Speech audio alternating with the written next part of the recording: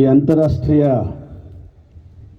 ಯೋಗ ದಿನಾಚರಣೆಯನ್ನು ಆಚರಿಸ್ತಕ್ಕಂಥ ಈ ಒಂದು ಕಾರ್ಯಕ್ರಮದಲ್ಲಿ ಹಾಜರಿರ್ತಕ್ಕಂಥ ಡೀನ್ ರವರಾದಂಥ ಡಾಕ್ಟರ್ ಸುಜಾ ಫಿಲಿಪ್ರವರೇ, ಎಲ್ಲ ನಮ್ಮ ಬೋಧಕ ಹಾಗೂ ಬೋಧಕೇತರ ಸಿಬ್ಬಂದಿ ವರ್ಗದವರೇ ಹಾಗೂ ಪ್ರೀತಿಯ ವಿದ್ಯಾರ್ಥಿನಿಯರೇ, ಇದು 10ನೇ ವಿಶ್ವ ಯೋಗ ದಿನಾಚರಣೆ ಅಂತ ಕರಿತೀವಿ.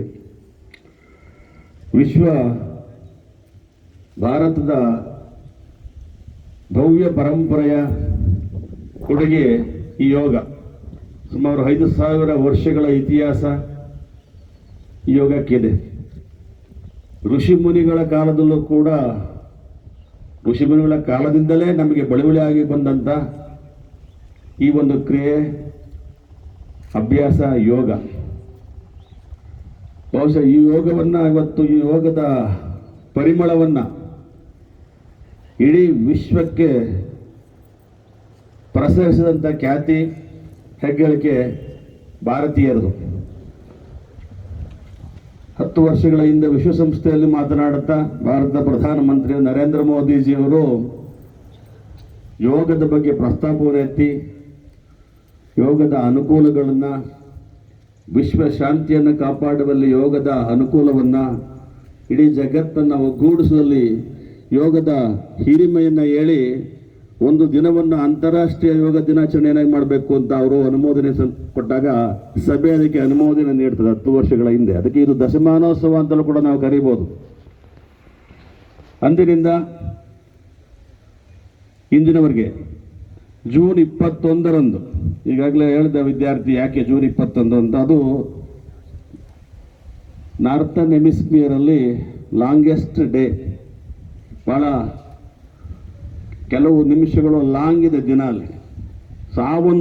ಇದರಿಂದ ಮೋದಿಜಿಯವರು ಆ ದಿನವನ್ನು, ಅಂತಾರಾಷ್ಟ್ರೀಯ ಯೋಗ ದಿನವನ್ನು ಸೆಲೆಬ್ರೇಟ್ ಮಾಡೋಕ್ಕೆ ಆಯ್ಕೆ ಮಾಡಿಕೊಂಡ್ರು. ಇವತ್ತು ವಿಶ್ವದ ಸುಮಾರು ದೇಶಗಳಲ್ಲಿ, 100 ದೇಶಗಳು ಈ ಸಂದರ್ಭದಲ್ಲಿ ಯೋಗವನ್ನು, ಭಾರತೀಯ ಈ ಭವ್ಯ ಪರಂಪರೆಯ ಯೋಗವನ್ನು ಆಚರಿಸಲಾಗ್ತದೆ ಅನ್ನೋದು ನಮ್ಮೆಲ್ಲರ ಹೆಮ್ಮೆ. ನ್ಯೂಯಾರ್ಕು, ವಾಷಿಂಗ್ಟನ್ನು, ಲಂಡನ್ನು ಅಂತ ಮಹತ್ತರವಾದ ನಗರಗಳು ಸೇರಿದಂತೆ ಯೋಗ ದಿನಾಚರಣೆಯನ್ನು ಆಚರಿಸಲಾಗ್ತಿದೆ. ಅದೇ ರೀತಿ ಜ್ಞಾನಸಾಗರ ಇಂಟರ್ನ್ಯಾಷನಲ್ ಪಬ್ಲಿಕ್ ಸ್ಕೂಲ್ನಲ್ಲೂ ಕೂಡ ಭಾಳ ವಿಜೃಂಭಣೆಯಿಂದ ಅರ್ಥಪೂರ್ಣವಾಗಿ ಯೋಗವನ್ನು ನೀವೆಲ್ಲ ಅಭ್ಯಾಸ ಮಾಡ್ತಾ ಇರೋದು ಭಾಳ ಸಂತಸದ ವಿಷಯ. ಭಾರತದಲ್ಲಿ ಇವತ್ತು ಸನ್ಮಾನ್ಯ ನರೇಂದ್ರ ಮೋದಿಯವರು ಕಾಶ್ಮೀರದ ಶ್ರೀನಗರದಲ್ಲಿ 7,000 ಯೋಗ ಪಟುಗಳ, ಯೋಗ ಪ್ರಿಯರ ಸಮ್ಮುಖದಲ್ಲಿ ನದಿಯ ದಡದಲ್ಲಿ ಯೋಗವನ್ನು ಆಚರಿಸಲಿಕ್ಕೆ 10-15 ನಿಮಿಷ ಮತ್ತು ಕೆಲವು ಮಾತನಾಡಿದ್ದಾರೆ. ಯೋಗ ಇಡೀ ಜಗತ್ತಿನ ಶಾಂತಿಯನ್ನು ಕೊಡುವುದರಲ್ಲಿ ಈ ಶತಮಾನದಲ್ಲಿ ಒಂದು ಮಹತ್ತರ ಪಾತ್ರ.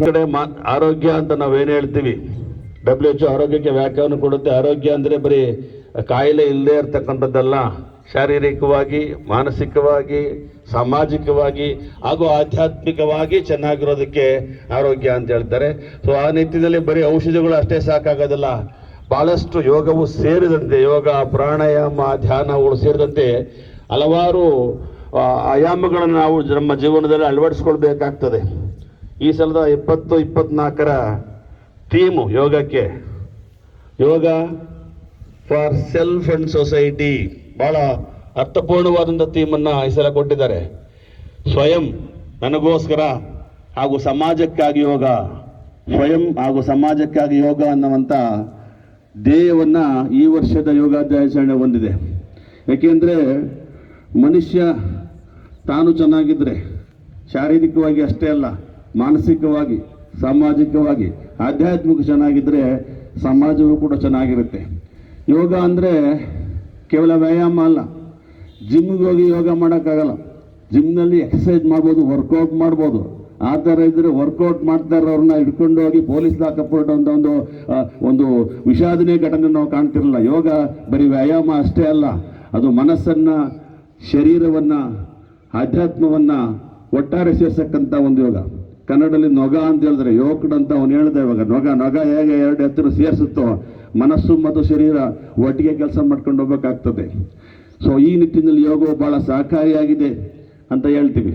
ಯೋಗ ನಮ್ಮ ಜಗತ್ತಿನಲ್ಲಿ, ದೇಶದಲ್ಲಿ, ಸಮಾಜದಲ್ಲಿ ಸ್ವಾರ್ಥತೆಯನ್ನು ಕಾಪಾಡಲು, ಒಂದುಗೂಡಿಸಲು, ಒಗ್ಗೂಡಿಸಲು, ಮನುಷ್ಯ ಒಂದು ಶಾಂತಿಯುತವಾದಂಥ ಜೀವನ ನಡೆಸೋದಕ್ಕೆ.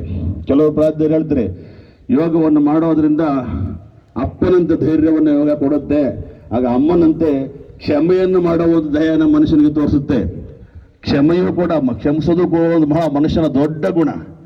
ಆ ರೀತಿ ಒಂದು ನಿರಂತರವಾದ ಸ್ನೇಹತ್ವವನ್ನು ಜಗತ್ತಿನೊಂದಿಗೆ ಬೆಳೆಸ್ಕೊಳ್ಳೋದಕ್ಕೆ ಯೋಗ ಸಹಕಾರಿಯಾಗುತ್ತೆ ಅಂತ ಪ್ರಾಜ್ಞರು ಹೇಳ್ತಾರೆ.